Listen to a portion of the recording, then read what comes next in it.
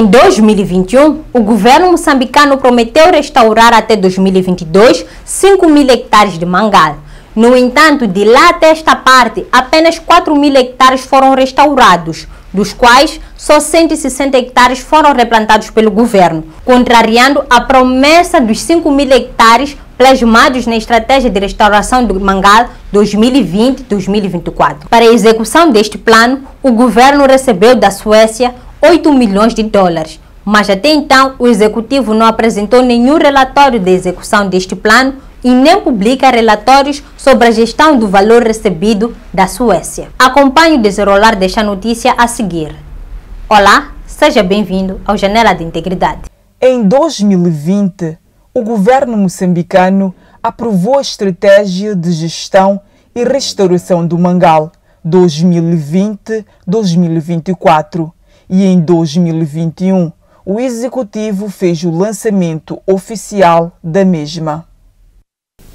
Ao lançarmos o Programa Nacional de Restauração do Ecossistema de Mangal, pretendemos fundamentalmente repor pelo menos 5.000 hectares de floresta, meta a que o nosso país se comprometeu a atingir até o próximo ano 2022, perante as Nações Unidas no âmbito do cumprimento dos Objetivos de Desenvolvimento Sustentável. Para a materialização desta estratégia, o governo recebeu um financiamento da Suécia. Componente de resiliência costeira às mudanças climáticas, a Suécia está a apoiar com 8 milhões de dólares a iniciativa do Ministério do Mar, Águas Interiores e Pescas. Trocando em meticais, o valor recebido da Suécia equivale a perto de 600 milhões de meticais. A estratégia assenta-se em 5 pilares: gestão, proteção e uso sustentável do ecossistema de Mangal, fiscalização e legislação, capacitação e coordenação institucional, educação e consciencialização ambiental, pesquisa e gestão do conhecimento.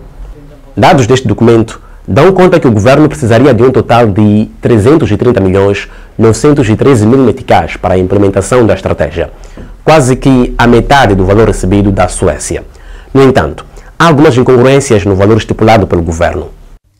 O Media Lab fez uma análise dos dados da estratégia e constatou que o valor total para a implementação dos 5 pilares é de 332.743.000 meticais e não de 330.913.000 meticais, tal como está estipulado no documento. Com base nesses dados, vamos perceber como é que seriam gastos os 332.743.000 meticais. Para a execução do primeiro pilar, que é gestão, proteção e uso sustentável do ecossistema de Mangal, segundo os cálculos feitos, seria alocado um valor total de 118.657.000 meticais. 13.065.000 meticais seriam alocados para o reforço da fiscalização e legislação sobre o Mangal. 133.665.000 meticais seriam destinados à capacitação e coordenação institucional. Para educação e consciencialização ambiental, seria alocado um valor correspondente a 29.681.000 meticais. E para a pesquisa e gestão do conhecimento, que corresponde ao pilar 5, seria alocado um valor total de 37.675.000. Mas em que estágio se encontra esta estratégia? Não tenho números agora, mas a meta dos 4.000 hectares até 2024, que é o que é, essa meta já foi ultrapassada. Posso seguramente dizer que mais de 90% da restaurada foi, portanto, realizada para as organizações da sociedade civil de forma geral. No entanto, no plano de ação da estratégia 2020-2024, consta que seria alocado um valor total de 67 milhões de meticais para o restauro de 5.000 hectares de Mangal, uma ação a ser levada a cabo pelo governo, fazendo a divisão desse valor por 5.000 hectares, significa que o restauro de 1 hectare corresponde a 13.400 meticais. Se já foram replantados 4.000 hectares de mangal e considerando que o governo só replantou 4% das áreas degradadas, isso equivale a dizer que o governo só restaurou 160 hectares nesse período, multiplicando os 13.400 meticais, valor do restauro de hectare de mangal, pelo número de hectares restaurados pelo governo entre 2021 e o primeiro trimestre de 2023, isso mostra que o governo só gastou 2.144.000 meticais, uma diferença de mais de 60 milhões de meticais. Isto em crer que o dinheiro está sendo usado de acordo com o que foi destinado. Ainda há um bocadinho dissemos que foram atingidas as metas do plantio de mangal, isso já é um bom sinal. Então, as outras coisas também estão sendo alinhadas. Porém, desde o início da implementação da estratégia até esta parte, o governo não apresenta relatórios de execução, ou seja, não presta contas sobre como está a ser usado o dinheiro recebido da Suécia para o restauro do mangal, violando o número 1 e a linha B do número 2 do artigo 6 da Lei do Direito à Informação. E mais, o Executivo prometeu criar uma base de dados e uma plataforma onde estaria disponível toda a informação sobre os mangais, mas até hoje a plataforma não existe. A base de dados está neste momento no processo da sua elaboração e o INOM está ativamente envolvido neste momento com o apoio do Banco Mundial. E depois ainda está em curso a implementação, naturalmente, vai ter 2024. Mas essa atividade era tida como de alta prioridade. O que é que está a falhar? Sim, sem dúvida, mas são muitas de alta prioridade que foram rolados e estão sendo implementados uma após outras. Depois, essa é uma dos que vai ser implementada. E o plano vai ter 2024, como eu me referi. Portanto, ainda estamos dentro do prazo. Pode ser que haja uma e outras atividades estarão atrasadas, sim, mas eu estou em crer que estamos num processo de implementação dessas atividades. Mas a criação de uma base de dados e uma página da internet foi também uma atividade de alta prioridade na estratégia 2015-2020 e não foi materializada.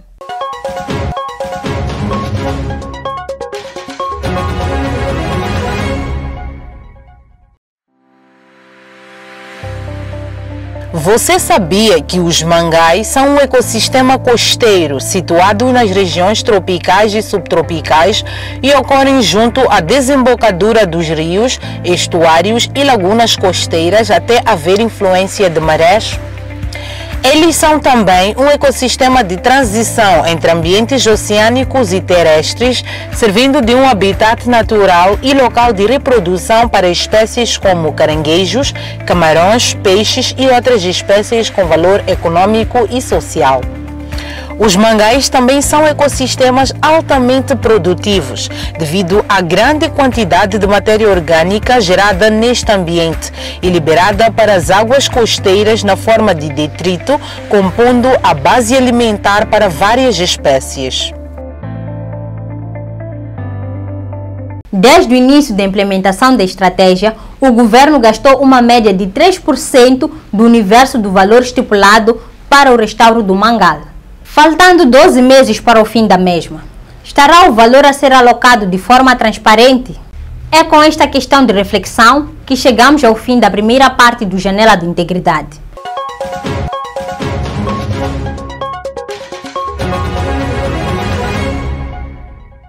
Olá, seja bem-vindo à segunda parte do Janela de Integridade. Acompanhe a seguir quais são as províncias e distritos mais afetados pelo surto da malária, que superou os 30 mil casos desde que eclodiu em setembro de 2022. O quadro é o pior da última década, com maior concentração de infecções no centro do país, estendendo-se em direção ao norte. A província da Zambésia superou os 13 mil casos desde o início do surto, algo que se explica pela também passagem do ciclone Fred em fevereiro e março deste ano. O surto de cólera já vinha de antes, mas a inundação e a destruição provocadas pelas fortes chuvas e ventos deixaram águas estagnadas, pessoas sem teto e danos no saneamento básico que transformaram a cidade de Quelimane em Assunge e Niquadala logo a seguir, como as circunscrições mais afetadas do país.